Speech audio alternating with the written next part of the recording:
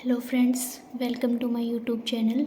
तो जैसे कि हमने सीटीपी की क्लासेस स्टार्ट करी थी, उसमें हमारी फर्स्ट क्लास हो चुकी है, जिसमें हमने ग्रोथ एंड डेवलपमेंट के बारे में पढ़ा था। ठीक है, तो जिसमें हमने ग्रोथ के बारे में पढ़ा था, डेवलपमेंट के बारे में पढ़ा था, मैच्योरेशन के बारे में पढ़ा था। आज हम पढ़ेंगे relationship of development and learning, यानी कि जब डेवलपमेंट हो रही है तो कुछ ना कुछ लर्निंग ही हो रही है। जैसे कि बच्चे को पहले पता नहीं था कि सोसाइटी में कैसे बिहेव किया जाता है, अब उसने सीख लिया कि भाई सोसाइटी में इस तरीके से बिहेव किया जाता है, तो कहीं ना कहीं उसकी लर्निंग ही हुई है ना। तो डेवलपमेंट किससे एसोसिएट कर सकते हैं हम? लर्निंग से एसोसिएट कर सकते हैं। ठीक है, तो डेवलपमेंट होने का मतलब है कि कहीं ना कहीं उसके अंदर क्या हुई है, कुछ ना कुछ लर्निंग हुई है। ठीक है, तो अब हम स्टार्ट करते हैं relationship of development and learning. ठीक है, तो इसका क्या रिलेशनशिप है? तो जैसे कि हमने 3 टर्म पढ़ी थी। ठीक है, सबसे पहले मैं आपको एक बार थोड़ा सा बता देती हूँ। हमने 3 टर्म्स पढ़ी थी। ठीक है, तो जो फर्स्ट टर्म थी वो तो हमने पढ़ी थी ग्रोथ। ठीक है, एक टर्म पढ़ी थी हमने मैच्योरेशन। ठीक है, एक टर्म पढ़ी थी हमने मैच्योरेशन। ठीक है, और थर्ड टर्म हमारे सामने अब क्या आई है? लर्निंग। ठीक है, लर्निंग। तो जो डेवलपमेंट है, भी हमें रिलेशनशिप बताना है डेवलपमेंट का लर्निंग के साथ। तो जो डेवलपमेंट होगी ना, जो हमारी डेवलपमेंट होगी वो किसके इक्वलेंट हो जाएगी? ग्रोथ के प्लस मैच्योरेशन के प्लस लर्निंग के। ठीक है, ये वेरी वेरी इंपॉर्टेंट है, 1 मार्क के अंदर आ सकता है। पूछ सकते हैं कि डेवलपमेंट क्या है, तो development growth plus maturation plus learning.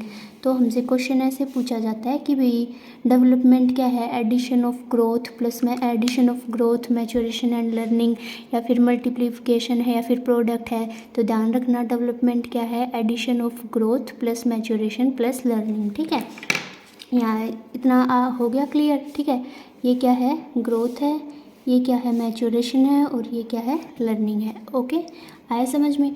तो रिलेशनशिप ये मतलब 1 मार्क का क्वेश्चन है, इंपॉर्टेंट है। डेवलपमेंट क्या है?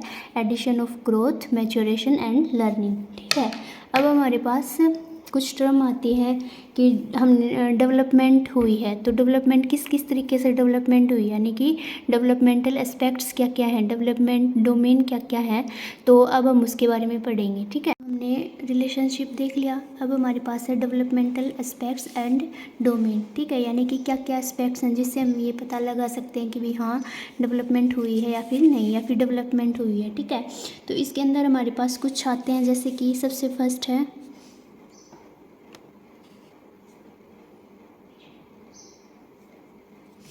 जैसे कि सबसे फर्स्ट हमारे पास कोग्निटिव डोमेन। ठीक है, कोग्निटिव डोमेन। दूसरा हमारे पास आता है इमोशनल डोमेन, या फिर एस्पेक्ट भी बोल सकते हो। ठीक है, थर्ड हमारे पास आता है सोशल डोमेन। फोर्थ हमारे पास आता है मोरल डोमेन। और फिफ्थ हमारे पास आता है लैंग्वेज की भी तो डेवलपमेंट होती है ना, तो लैंग्वेज डोमेन। ठीक है, और 6 हमारे पास आता है फिजिकल डोमेन।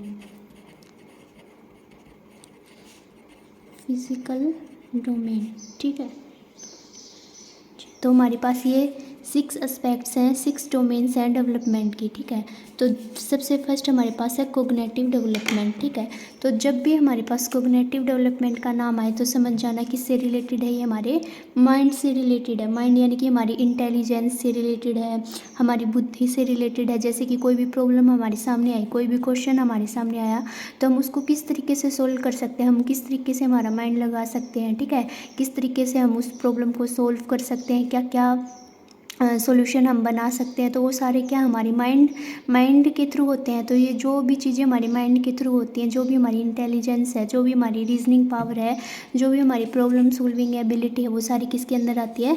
कोग्निटिव डोमेन के अंदर आती है। तो कोग्निटिव डोमेन के अंदर हमारी क्या आती है? हमारी इंटेलिजेंस,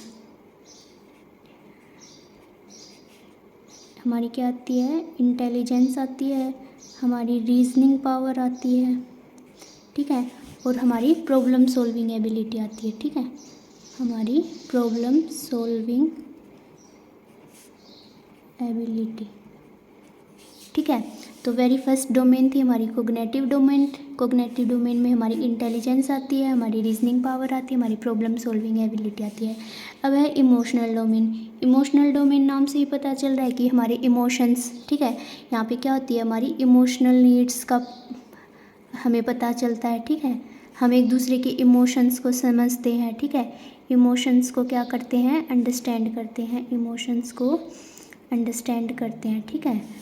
तो ये होगी हमारी इमोशनल डोमेन, ठीक है। मैं ज़्यादा आपको कुछ नहीं लिखवा रही, सिर्फ जो मेन पॉइंट है, जो मेन बातें हैं वही करवा रही हूँ। तो आप ये मेन बातें ही अच्छे से समझ लोगे ना, तो आपका जो एग्ज़ाम है ना, जो आपके क्वेश्चन है वो सारे बन जाएंगे, ठीक है। फिर हमारे पास आती है सोशल डोमेन। सोशल डोमेन का मतलब क्या है? हमारी सोसाइटी में हमारा किस तरीके से बिहेवियर है, सोसाइटी के जो रूल्स हैं उनको फॉलो करना, ठीक है, रूल्स ऑफ सोसाइटी, ठीक है, सोसाइटी के अंदर हमारा क्या बिहेवियर है, ठीक है। तो बिहेवियर इन सोसाइटी, ठीक है, सोसाइटी में हमारा क्या बिहेवियर है। मान लो 5-6 बंदे हैं या फिर हम एक सोसाइटी में रहते हैं, मिलकर एक रूल बनाया गया है, ठीक है, कि भाई सभी बंदे ना एक वो लगाएंगे, एक क्या लगाएंगे, ऐसे मान लो कि भाई एक रूल बनाया गया है, 10-15 लोगों ने मिलकर एक रूल बनाया एक कॉलोनी के अंदर कि सभी बंदे मिलकर एक बंदा अपने एक घर से क्या लगाएगा? एक पेड़ लगाएगा, ठीक है। तो ये क्या है? बेसिकली एक सोसाइटी का रूल्स है। तो अब हमारे अंदर ये चीज़ की क्या है? डेवलपमेंट हुई है कि भाई हाँ, हमें भी एक जो है पेड़ लगाना है, क्योंकि हमारे लिए बहुत ज़रूरी, हमारे एनवायरनमेंट के लिए ज़रूरी है, हमारे लिए ज़रूरी है। तो ये क्या है? बेसिकली एक रूल ऑफ सोसाइटी है, जो किसके अंदर आता है? हमारी सोशल डोमेन के अंदर आता है, ठीक है। मोरल डोमेन मतलब क्या सही है, क्या गलत है। जैसे कि हमने एग्जाम्पल लिया कि भाई सोसाइटी में एक रूल बनाया कि भी सभी एक पेड़ लगाएंगे, ठीक है। अब क्या पेड़ लगाना सही है? अच्छा सही है तो हम लगाएंगे। तो हमें क्या है? समझ है इस चीज़ की, मोरालिटी हमारे अंदर कि पेड़ लगाना हमारे लिए ज़रूरी है, ठीक है। यहीं पे मान लो रूल बना दे कि भी हाँ सभी बंदे सिगरेट पियेंगे, तो ये सही थोड़ी ना है, ठीक है। तो इस वजह से क्या है? मोरल डोमेन यानी कि मोरल डेवलपमेंट होना है कि क्या चीज़ सही है, क्या चीज़ हमारे लिए गलत है। तो गलत और सही का हमें पता होना, ठीक है। रॉन्ग एंड राइट की नॉलेज होना, ठीक है, रॉन्ग एंड राइट की हमारे अंदर क्या होना? नॉलेज होना, हमारे अंदर समझ होना, ठीक है। ये हो गया हमारा मोरल डोमेन। अब है हमारे पास लैंग्वेज डोमेन। लैंग्वेज से मतलब क्या? हमारा कम्युनिकेशन, ठीक है। क्या है हमारा? कम्युनिकेशन, ठीक है भाई, हमें किस तरीके से बात करनी चाहिए, ठीक है। अब हमारी जो कम्युनिकेशन है इसका भी बहुत इफेक्ट पड़ता है, ठीक है। अगर हमारी कम्युनिकेशन अच्छी नहीं होगी तो हमारी क्या है? कहीं ना कहीं हमारी जो पर्सनैलिटी है उसको ही ये चीज़ ख़राब दिखाएगी। तो कम्युनिकेशन का भी इम्पोर्टेंट रोल होता है। तो ये किसके अंदर आता है? हमारी लैंग्वेज डोमेन के अंदर आता है, ठीक है। लास्ट हमारी फिजिकल डोमेन। फिजिकल मतलब फिजिक यानी कि हमारी जो हाइट है, हमारा जो वेट है, ये भी एक डेवलपमेंट का ही तो पार्ट थे। तो ये सारी चीज़ें क्या है हमारे पास? हमारी डेवलपमेंटल एस्पेक्ट्स हैं, ठीक है, डेवलपमेंट डोमेन है। यानी कि हमारी जब डेवलपमेंट हुई, ऐसे कोई पूछ ले आपसे कि आपकी डेवलपमेंट हुई है, तो आप कैसे बताओगे उस चीज़ को कि आपके अंदर डेवलपमेंट हुई? तो कैसे बताओगे? कोग्निटिव डेवलपमेंट है यानी कि मेरी रीजनिंग एबिलिटी है। इमोशनल डोमेन है, मेरी इमोशनल नीड्स को समझ सकता हूँ। सोशल डोमेन है, सोसाइटी के रूल्स हैं, सोसाइटी की जो वैल्यूज़ हैं, सोसाइटी में जो बिहेवियर है उस चीज़ की समझ है। मोरल डोमेन है यानी कि क्या गलत है, क्या सही, इस चीज़ की समझ है। कम्युनिकेशन पावर है, भाई किस तरीके से कम्युनिकेट करते हैं। तो लैंग्वेज डोमेन है, लैंग्वेज डेवलपमेंट है। और हाइट वेट है यानी कि मेरी फिजिकल डेवलपमेंट है। तो ये सारे क्या हमारे डेवलपमेंटल एस्पेक्ट्स होते हैं, ठीक है। हमने रिलेशनशिप पढ़ लिया, डेवलपमेंटल एस्पेक्ट्स पढ़ लिया। अब हमारे पास जो थर्ड टॉपिक आता है वो हमारे पास आता है factor affecting growth and development, ठीक है। यानी कि ग्रोथ हो रही है, डेवलपमेंट हो रही रही। अब कुछ ना कुछ फैक्टर भी होंगे जो इसको अफेक्ट करेंगे, है ना। जैसे कि अगर मान लो हमारा इन्वायरमेंट अच्छा नहीं है, ठीक है, इन्वायरमेंट अच्छा नहीं है मतलब, तो मान लो हर टाइम लड़ाई झगड़े होते रहते हैं, हमारा इन्वायरमेंट अच्छा नहीं है, तो कहीं ना कहीं वो हमारी जो मेंटल हेल्थ है उसको भी ख़राब करेगा, हमारी इमोशनल हेल्थ को भी ख़राब करेगा, है ना। कहीं ना कहीं हमारे अंदर चिड़चिड़ापन आ जाएगा, उस हमारी फिजिकल डोमेन पे भी इफेक्ट पड़ सकता है। तो इस तरीके से हमारे पास जो फैक्टर्स होते हैं बहुत सारे, जो हमारी ग्रोथ और डेवलपमेंट को क्या करते हैं, अफेक्ट करते हैं, ठीक है। अब ये फैक्टर्स होते हैं ना, ये दो तरीके से होते हैं, ठीक है। इनको हम दो तरीके से पढ़ते हैं, एक तो हमारे इंटरनल फैक्टर्स होंगे और एक होंगे हमारे एक्सटर्नल फैक्टर, ठीक है। इनको हम दो तरीके से पढ़ते हैं, ठीक है, दो तरीके से पढ़ेंगे हम। पहले तो हमारे पास हमारा इंटरनल फैक्टर, ठीक है, इंटरनल फैक्टर्स, वेरी फर्स्ट हमारा इंटरनल फैक्टर्स हैं, दूसरे हमारे एक्सटर्नल फैक्टर्स हैं, ठीक है। अब इंटरनल फैक्टर नाम से ही पता चल रहा है कि आंतरिक है। आंतरिक यानी कि हमने पढ़ा था हेरिडिटी के बारे में, जो भी गुण हैं, जो भी वर्च्यूज़ हैं, जो माँ बाप से या फिर जो हमारे एंसेस्टर्स हैं उनसे बच्चों में आते हैं, हमारे पूर्वज से बच्चों में आते हैं, वही हमारी क्या है, मतलब हेरिडिटी के अंदर आता है। तो इंटरनल फैक्टर है, मान लो किसी के हमारे मतलब किसी को मान लो कोई डिजीज़ थी, अब वो डिजीज़ पूर्वज से मान लो हमारे पेरेंट्स में आ गई, पेरेंट्स से बच्चों में आ गई, तो कहीं ना कहीं ये क्या एक इंटरनल फैक्टर हो गया जो हमारी ग्रोथ और डेवलपमेंट को अफेक्ट करेगा। तो जो सबसे फर्स्ट इंटरनल फैक्टर है वो क्या हो गया, हमारा हेरिडिटी, ठीक है। क्या हो गया हमारा हेरिडिटी हो गया, ठीक है। दूसरा हमारा क्या हो गया, इंटेलिजेंस, ठीक है। इंटेलिजेंस से मतलब जैसे कि बच्चा है कुछ ना कुछ मान लो पेरेंट्स से भी उसके अंदर कुछ ना कुछ मतलब आई हैं चीज़ें आती हैं, ठीक है, लेकिन बच्चे की भी एक इंटेलिजेंस होती है, ठीक है। तो वो भी क्या करती है, उसकी ग्रोथ और डेवलपमेंट को अफेक्ट करती है। मान लो कभी कभी क्या होता है कि पेरेंट्स एकदम ठीक होते हैं लेकिन बच्चा क्या है, उसकी मतलब उसका जो माइंड है वो अच्छे से काम नहीं करता, यानी कि कहीं ना कहीं उसके अंदर इंटेलिजेंस की कमी है। तो ये चीज़ भी क्या करती है, ग्रोथ और डेवलपमेंट को अफेक्ट करती है, ठीक है। तो ये था हमारा सेकेंड फैक्टर। अब हमारा थर्ड फैक्टर है बायोलॉजिकल, ठीक है, बायोलॉजिकल, ठीक है। बायोलॉजिकल में वही जैसे मान लो कि कुछ प्रॉब्लम हो, मान लो पेरेंट्स में ना हो, बच्चे में हो, या फिर पेरेंट्स से बच्चों में कोई प्रॉब्लम आ जाए, कोई डिजीज़ आ जाए, तो वो क्या हो गया, बायोलॉजिकल फैक्टर हो गया जो हमारी ग्रोथ को डेवलपमेंट को अफेक्ट करता है, ठीक है। फिर है फोर्थ है इमोशनल, ठीक है। इमोशनल क्या है, इंटरनल फैक्टर है। मान लो कि बच्चा है, ठीक है, अब वो कहीं ना कहीं अंदर से इमोशनली मान लो किसी ने चीज़ को लेकर वो परेशान है, उसके अंदर कुछ ना कुछ इमोशंस चले हुए हैं।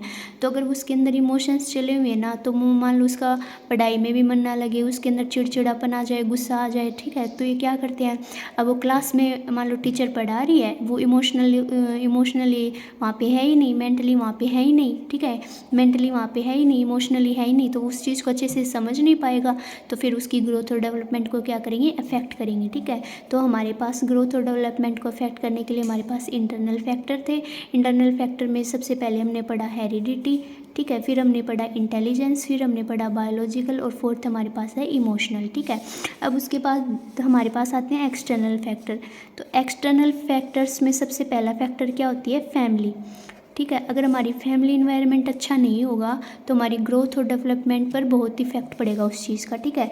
अगर मान लो हमारी फैमिली में सभी पढ़े लिखे हैं, अच्छे तरीके से बिहेव करते हैं, मॉरल वैल्यू है, ठीक है, कम्युनिकेशन अच्छी है, एक दूसरे के प्रति मतलब अच्छा बिहेवियर है, तो वो चीज़ें बच्चा सीखता है, तो वो चीज़ें बच्चे के अंदर भी आती हैं।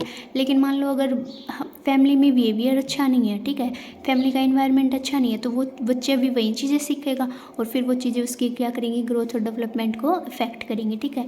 तो पहला फैक्टर तो था फैमिली, दूसरा फैक्टर हो जाएगा इन्वायरमेंट, ठीक है। इन्वायरमेंट आप कैसे ले सकते हो, इन्वायरमेंट में आप मतलब फैमिली का इन्वायरमेंट भी ले सकते हो, अपने आस पड़ोस का इन्वायरमेंट भी ले सकते हो, अपने स्कूल का इन्वायरमेंट भी ले सकते हो, ठीक है। इन्वायरमेंट अच्छा नहीं है तो भी बच्चे की ग्रोथ और डेवलपमेंट क्या होगी, अफेक्ट होगी, ठीक है। थर्ड फैक्टर हमारा इंसिडेंट्स, ठीक है। कभी कभी क्या होता है कि कोई बच्चा है, ठीक है, उसने कोई इंसिडेंट देख लिया या फिर उसके सामने कोई इंसिडेंट हो गया, तो वो इंसिडेंट क्या होता है कि बच्चों के साथ वो जुड़ जाता है कहीं ना कहीं, ठीक है। तो मान लो उसको हमेशा तो याद ना हो, बट कहीं ना कहीं वो उसके माइंड के अंदर रहता है, ठीक है। कोई बात हुई मान लो उससे रिलेटेड, तो वो इंसिडेंट उसके माइंड में याद आता है, तो वो इंसिडेंट भी क्या करता है, बच्चे की ग्रोथ और डेवलपमेंट को अफेक्ट करता है, ठीक है। क्योंकि मान लो इंसिडेंट याद आ जाए तो बच्चा उस मेंटली डिस्टर्ब हो जाए, इमोशनली डिस्टर्ब हो जाए, तो क्या करेगी, उस चीज़ को अफेक्ट करेगी ये चीज़ें, ठीक है। और फोर्थ हमारे पास है इकोनॉमिकल कंडीशंस, ठीक है। इकोनॉमिकल कंडीशंस, ठीक है। मान लो इकोनॉमिक कंडीशंस अच्छी नहीं है, मान लो बच्चे को कोई प्रॉब्लम है, ठीक है, कोई बीमारी है, या फिर मान लो अगर इकोनॉमिकल्स कंडीशन अच्छी नहीं है तो अच्छा ट्रीटमेंट नहीं मिल पाएगा, तो वो चीज़ें भी उसको अफेक्ट करेंगी। अच्छी मान लो एजुकेशन ना मिल पाए, बच्चा इंटेलिजेंट है बट अच्छी एजुकेशन के लिए उसके पास पैसे नहीं है, तो वो चीज़ें भी उसको क्या करेंगी, अफेक्ट करेंगी, ठीक है। तो ये था वेरी इंपॉर्टेंट पार्ट। पूछ सकते हैं कि भाई कैसे पूछेंगे कि इंटरनल फैक्टर कौन सा है, तो इंटरनल फैक्टर में मेनली हमारे पास हमें पता होता है हेरिडिटी है, बायोलॉजिकल है, लेकिन इंटेलिजेंस इमोशनल को हम क्या करते हैं, एक्सटर्नल समझ लेते हैं, बट नहीं, इंटरनल मतलब इंटेलिजेंस मतलब माइंड के अंदर है, यानी कि इंटरनल बात है, इमोशनल मतलब हमारे अंदर की बात है, तो ये भी क्या है, एक इंटरनल फैक्टर है। और फैमिली को क्या कर लेते हैं, कई बार इंटरनल फैक्टर समझ लेते हैं, नहीं, फैमिली एक्सटर्नल फैक्टर है, बट वेरी फर्स्ट है, बच्चे के ऊपर सबसे ज़्यादा इफेक्ट सबसे ज़्यादा किसका पड़ता है, फैमिली का पड़ता है, ठीक है। तो इसलिए सबसे फर्स्ट नंबर पे क्या होगी, फैमिली होगी, ये भी ध्यान रखना। फिर इन्वायरमेंट आएगा, इन्वायरमेंट में फिर हमारा जो इन्वायरमेंट हमारे आस पड़ोस का इन्वायरमेंट है, स्कूल का इन्वायरमेंट है, वो चीज़ें आएंगी, फिर इंसिडेंट आता है, फिर इकोनॉमिकल कंडीशंस आती हैं। तो ये था हमारा factor affecting growth and development.